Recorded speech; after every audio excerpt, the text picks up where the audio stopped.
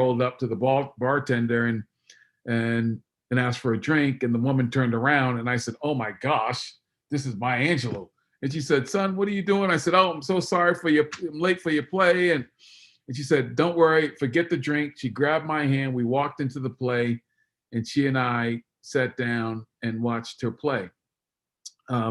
Now, fast forward 5 years later, my oldest daughter, Maya, I guess spoiler alert, her name's Maya, and she was speaking, she was doing a book signing on Newbury Street when my daughter was only 2 weeks old at the time. And I brought my daughter to meet her, and I got there once again late, but I had a camera on my shoulder, and I went up to the security guard and said, "Hey, I'm Maya Angelou's photographer." And he said, "Let me usher you right into Maya Angelou." And so I was like, "Great." So I went in, they brought me to Maya Angelou, and I said, "Maya, do you remember me?" She said, "Yes." Who knows if she was telling the truth, but I like to think she was. I said, "I named my daughter after you because of the experience of how you made me feel," right? I don't remember what the play was about. I don't remember what we discussed, but I remember how she made me feel. I felt like the most special person in the world. So this is one that I have always embraced and modeled in every interaction I have with people. I want to leave them with the same dignity that they came into the interaction with me with. Don't ever forget that. Don't let anyone get you out of your calm, cool collectedness. Just let them be and make sure that you're respectful even when they're being disrespectful. So that's one of my key takeaways from this poem, from this, well, I call it a poem, this quote, and my little story of how I'm really connected to Maya Angelou because of it. So thank you, Luana. Thank you, Luana, for sharing that as well. All right. And I want to make sure, as we were presenting, there were people coming on. So I want to acknowledge everyone that's coming on. Hello, Officer Reyes. How are you doing today? Welcome. And Officer Reyes, Officer Chambers, and Officer Mark Borley work with the 3Point Foundation. We have a partnership with the Boston Police School Unit. So very thankful that they actually always come to our calls. So grateful for y'all. Thank you. Zion, at this moment, I'm going to ask you to stop sharing your screen, my king. All right. Thank you so much. Let's give Zion a round of applause for sharing the screen, because let me tell you, it's technology. IT, okay? And also I see, hello, Mr. Richard Brown. Hello, Mr. Hartman Russell. Hello, Thaddeus Russell. Hello, Devon Baker. And I don't want to say your name wrong, baby girl. Chamia, I hope I said it right. Chamia, welcome to our call.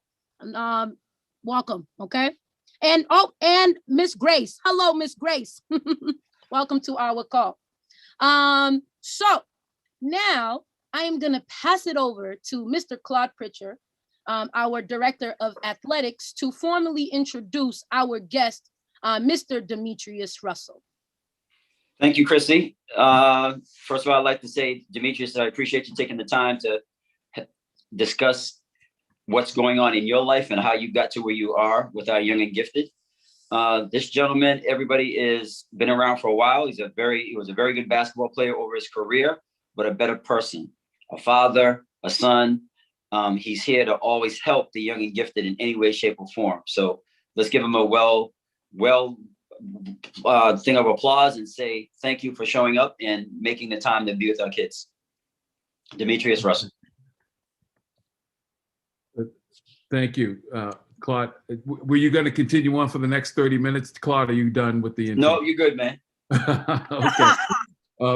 So let me just start with Claude here. First of all, my nickname is Michi. So I have this dual identity. People who knew me in the basketball context know me as Michi. So Claude, feel free if people want to use that, please do. When I was growing up, I had the good fortune of meeting Claude very early in life, right around the age of your group here, 5th to 8th grade. And his basketball game was so fundamentally sound that we would just watch Claude play and then practice everything that he did to the exact T that we could do. And we never got as good as he did in doing it, but he set the standard. He did foul shooting perfectly. He dribbled perfectly. And if you played basketball with Claude, he's fundamentally sound. So that was my first lesson of watching someone play that was a little older than me, that was a lot better than me, that I wanted to be like, because he played the point guard position in a way that I aspired to play. So I want to say thank you, Claude, for that inspiration early in life. And you're welcome. Thank you for the kind words. Absolutely. And so part of the reason why I do this kind of work is that, at the age, 5th grade to 8th grade, this age group, I know how important it is to have role models, because again, I grew up in a very tough circumstance coming from Chicago, then, Brighton, and then public housing in Newton. And so role models, or what I would like to call promise keepers, whether they were coaches, teachers, and I'm going to talk a little bit about a teacher I had later, were a major, major influence in my life. So thank you, Claude, for that. And I always wanted to, give a shout out to Claude in that way. I also want to say that the vision that Neil Jacobs had to start this organization, I want to acknowledge that, because here's a person who didn't have to do what he did, and he did it. And 9 years later, 10 years later, here we are doing this work and giving it all back to the communities that we live in. So I want to, big up Neil Jacobs for getting this started. I'd also like to share with you a conversation I had with Dr. J yesterday. Where's Dr. J? Is she's somewhere in the house? I can't see the gallery because I'm on full screen now. But what an enjoyable conversation. What an inspiration. What a commitment, knowledge to helping this group of people in particular get ahead in life, academically and in terms of character, and even, the athletics. So I just wanted to say thank you again, Dr. J, for taking the time to really give me some insight into this organization, because I really wanted to connect with this group. And so she was very helpful in helping me to set the context for that. And because of that, I want to say once again, Dr. J, thank you. I mean, what a great nickname, right? Anyone who knows basketball knows Dr. J. So thank you for that, Dr. J. Let me just acknowledge, my son here, my youngest son, Thaddeus, is here. Hartman, my son, is here. He's a senior in college. Thaddeus is in the 6th grade. I have some client, Richard Brown. Thank you for showing. One of my interns, Chinma, is her name. She's here as well. Thank you for showing up for this and being here for this group as well. Dr. J had forewarned me that I was going to get an opportunity to meet Miss Chrissy. And the way she described Miss Chrissy was in a way that I said, this can't be someone with this kind of energy. There's no way who has this kind of flavor, energy, charisma. My gosh, Chrissy. A round of applause for Chrissy. Okay. Thank you, Chrissy, for being you, right? Bringing that energy, bringing that love, bringing that passion to these young, young adults, boys and girls. So thank you for being you. If you ever need another job one day, I want to talk to you, because I could use that in my team. That's the kind of energy I'm looking for. So thank you. Now let's get to why we're having this conversation today. They asked me to talk about bullying. I'm going to talk a little bit about that. Then I also want to talk to you about a couple other things. One is it takes a village. And thirdly, personal responsibility. So we're going to talk about bullying. It takes a village. And then thirdly, personal responsibility. Let's start with bullying. And I'm going to tell you a little story that I'm not terribly proud of, but we can keep it 100, right? Everyone want to keep it 100, thumbs up, right? We want to keep it 100. Y'all want to hear the real deal, right? Okay, let's keep it 100. So I'm in the 2nd grade at the Baldwin Elementary School in Brighton. I am 7, 8 years old at the time. and we're at recess, and I'm with one of my friends, and he comes over to me crying, and I said, "Hey, what's going on?" He said, "You see those kids over there? He didn't use the term bullying at the time, but they were roughing him up." And I said, "Oh no, not under my watch, right? I'm not a bystander. I'm an upstander. This is not a spectator sport. I've been living this since 7 years old. I'm about that life, right?" So I go over to these kids and I said, "Point out the one that was bullying you." And so he pointed that person out, and I need him in the nuts. I'm just being honest, right? I got sent to the principal's office. What happened? Told the story. My mother came down to the school, pissed off, right? She has to interrupt their workday to come get me from school. I'm 7, 8 years old. And we're walking back. He said, "Well, what happened?" I said, "Ma, they were picking on my friend, and I just couldn't let that happen." And she said, "You know something? That was good. But next time, don't do it violently. There's another way you could have handled it." I said, "Okay." And from that point on, I had never gotten in trouble in school again. Let me say that again. From the 2nd grade on, I had never gotten into trouble in school. Elementary, then we moved to Newton when I was in the 4th grade. Stellar student athlete in Newton in elementary school, middle school, and then in high school, I went on to win the school's senior cup, first Black student to win it at Newton South High School, given to the best all-around student for academics, athletics, and service to the school. And this was in 1984. And I didn't know that was such a big deal at the time until in 2013, my high school inducted me into their Hall of Fame. And I'm happy to say that my oldest son, Hartman, and my oldest daughter, Maya, was there with me for that ceremony. But I say that to say Black and brown and yellow boys and girls get in more trouble in our school systems than white kids do. Let me say that. And does that mean that Black kids and brown kids, cause more trouble in school than white kids do? No. In fact, we all get in trouble, but the way that those disciplinary situations get handled, and I need you to understand this, 5th to 8th graders, those situations get handled differently when you're Black and brown and yellow. So if this is one of the 5 life lessons I'm going to give you at the end. I'm going to give you the 5th one now. Stay out of trouble. Do your best. You can resolve whatever issues come up around bullying, name calling. You could resolve this in nonviolent ways. You have teachers, principals, coaches that you can go to say, "Hey, look, this ain't right. I'm feeling some kind of way. I'm being made to feel some kind of way because I'm different, and I need your help." Right? And there are police in this session. They will tell you that's the way to handle it, not taking matters into your own hands. My brother's a cop. My brother-in-law's a cop. I have 2 cousins in Chicago who are cops. So my love for the police officers here on this call is as equal as it is for the students who are on this call, because they're the ones who are here to help serve, to make sure that you kids don't get in the kind of trouble that will then set you up for some problems later in life. So handle it nonviolently, seek out someone you can trust to report these incidences so that you yourself don't get yourself in trouble.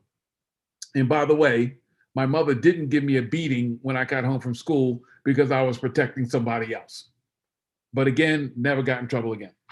So that's my story about bullying.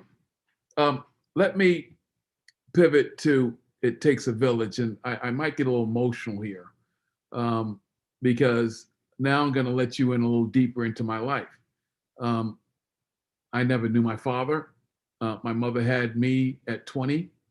She had my oldest brother and older sister at 16, my oldest brother, my oldest sister at 18, and had me at the age of 20. And then had 5 more kids by the age of 28. I have 5 sisters and 2 brothers, and I just lost my youngest sister a month ago to pancreatic cancer. She's the one who was married to the Boston police officer. by the way, who's just an incredible addition to the family. He's the best part of one of the best parts of our family. We love him. Rich is his first name. And so because of that, I was looking out, I needed to get help from people in the community. And I was fortunate enough to grow up in a community like Newton, where because of my being a good student, a good kid, right, didn't get into any trouble, and I was pretty good. As Clark told you, I was pretty good at basketball. And we'll talk a little bit more about that later. And so what happened was people started to get attracted to me because I was really good, a good student athlete, and a good kid. So I made friends. So other families took me in, exposed me to places that I would not have otherwise been able to get to. I was taken to Martha's Vineyard at the age of 12. Now I go every summer. My kids go. We enjoy that place now.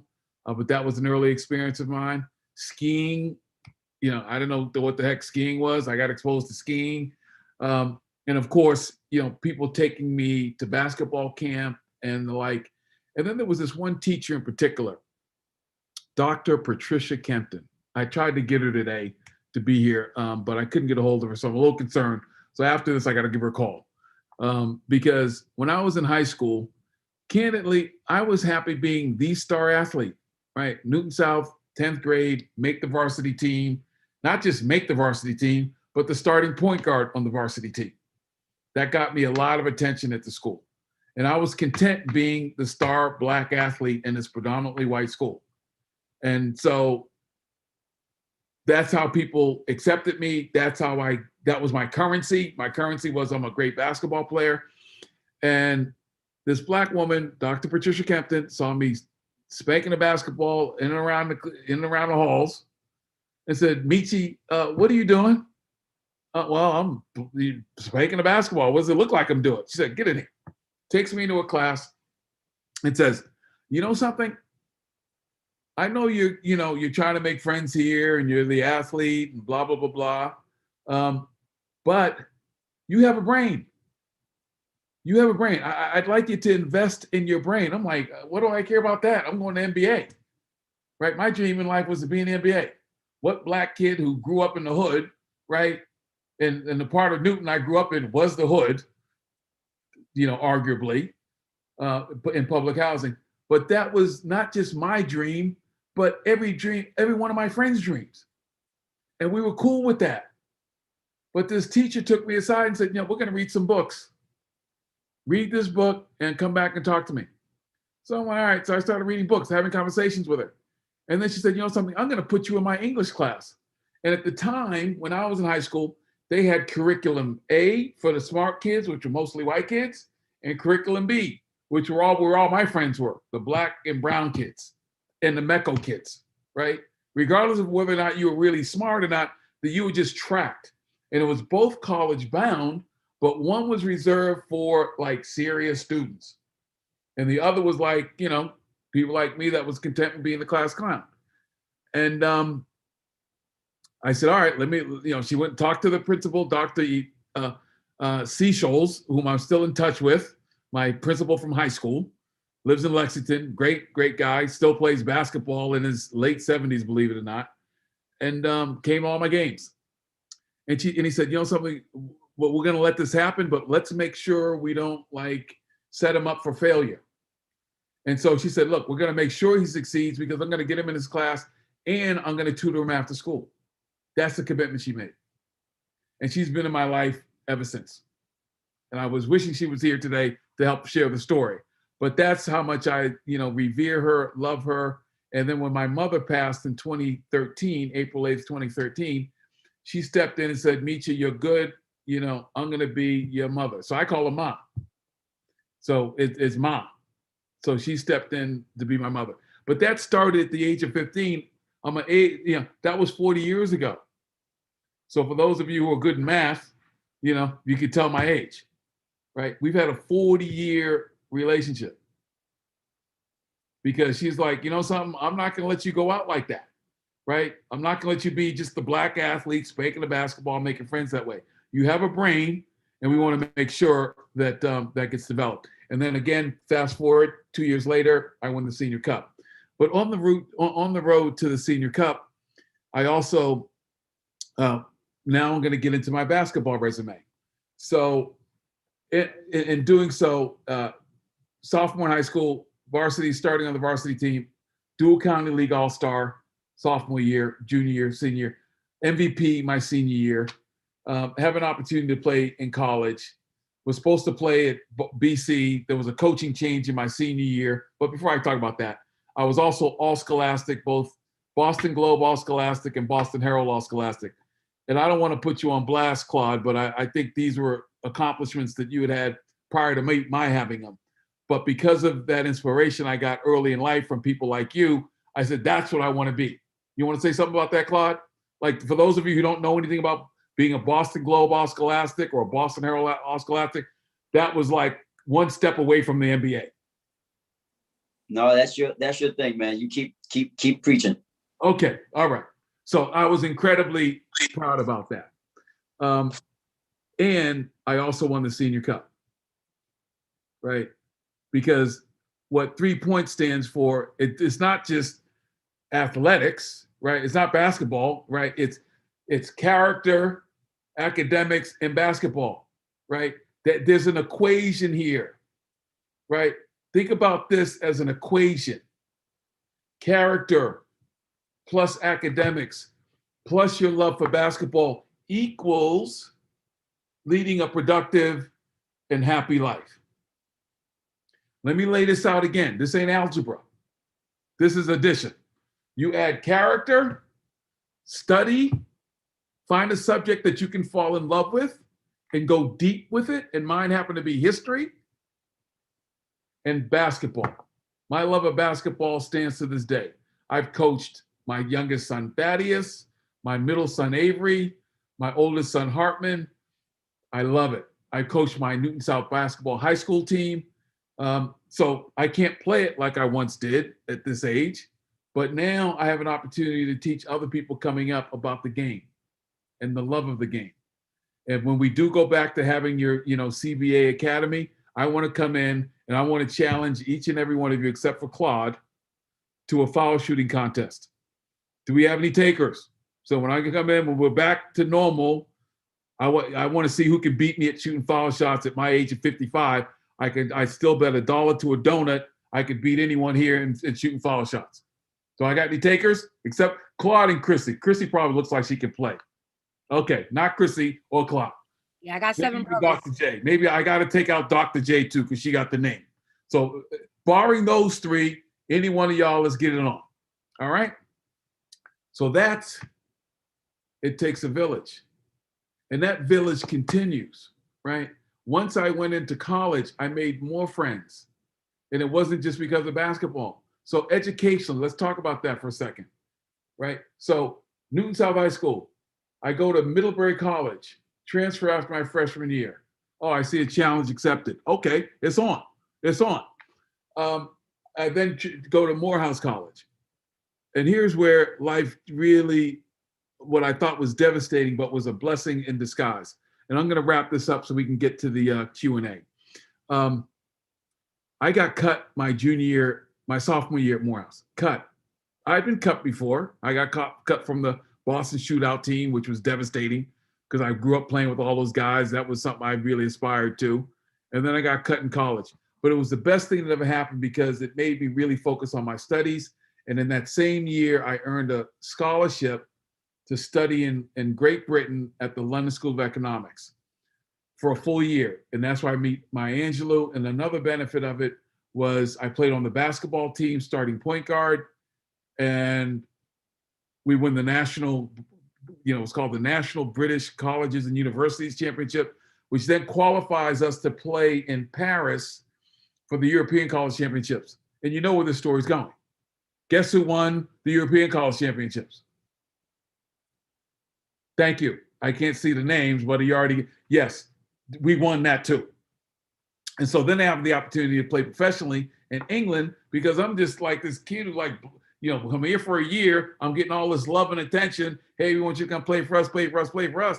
And I went to my first practice. I said, all right, cool. I'm going to do this. I'm going to pursue my dream. I go to my first practice and I'm terrible. right? The basketball felt like a medicine ball. The rim seemed like it was, 20 feet high. And I went to the coach. I said, man, I don't think I could do this. He said, no, you got this. Come back the next day. So on my train ride back to my dorm, I said, something, I got to give this up. I'm doing really well in school. I've just come off of 2 national championships. I'm good. Let me go back to Morehouse College and finish up my studies. And what did I do while I finished up my studies? I graduated magna cum laude, right? Look that up, in Phi Beta Kappa. From a kid from Cabrini Green, Chicago, Boston, Massachusetts, Fidelis Way, Newton Public Housing, graduates magna cum laude, Phi Beta Kappa from one of the most prestigious colleges in the world. And for those of you who might be hearing about that college for the first time, Martin Luther King Jr. went there, Spike Lee went there, the actor Sam Jackson went there, just to name a few. Right? It's an all-black college, historically black college, I should say, for men primarily. We've had women attend over the years, but it's predominantly for African-American men. That's the target audience. And so I ended up graduating the top 5% of my class. And what did that set me up to do? To later go to a school that I'm sure many of you have heard of, which is Harvard Business School, right here in Boston, right? Many people think it's in Cambridge. It's actually in Brighton, Alston. Like from where I lived in Fidelis Way, I could walk to HBS, right? But that seemed like it would be walking from here to Mars when I was growing up in Fidelis Way, thinking about Harvard Business School. It was not even in my mind. That's why these conversations are so important. Do not limit yourself to anything. Dream big. Langston Hughes once said, here's the dream, a dream deferred. Because if you defer your dreams, life is like a broken winged bird that cannot fly. Think about that. If you don't dream big, your life is going to be like a broken winged bird that cannot fly. Like I want people here saying, I want to be president. I want people here saying, I want to be governor. I want to be CEO of my own company. I want people saying, I want to, cure. I don't want the vaccine for COVID. I want to cure COVID. No viruses ever.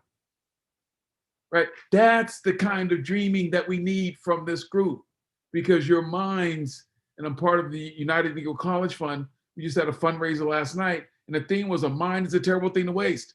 And we're talking about you, the brilliance of inner city youth, suburban youth, regardless of your race, color, creed, right? Dream big, and have promise keepers around you, because what did I say it takes? A village. Create your village. This is your community. And then I want you to represent something in your community. This is what you're giving back to the community. This is what I'm asking from you. Represent something in your community for that community. Okay, Meech, what do you represent in the communities that matter to you? Everybody who knows me knows I represent hope.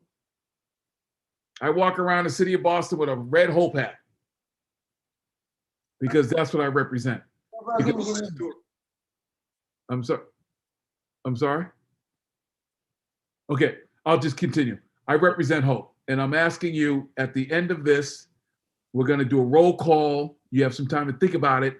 I want you to tell everybody what you represent in this community, because now I know if Claude represents achievement.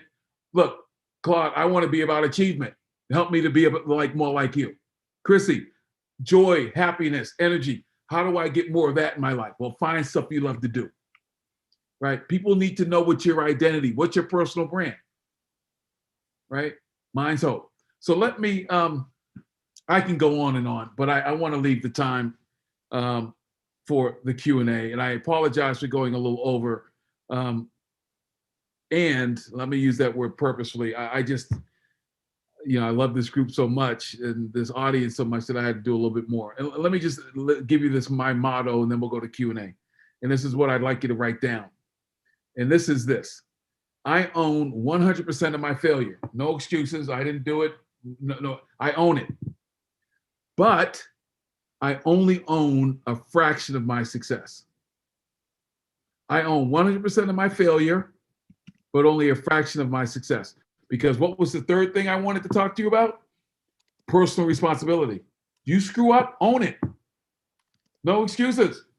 You got police officers here. Hey, you know something? I'm in the wrong. Help me do it the right way next time. They'll accept that more so than, oh man, it wasn't me. That was him. I didn't do it this way. But no. Own it and do it differently the next time. That's when you'll get people who want to enroll in your success. You want people enrolling in your success.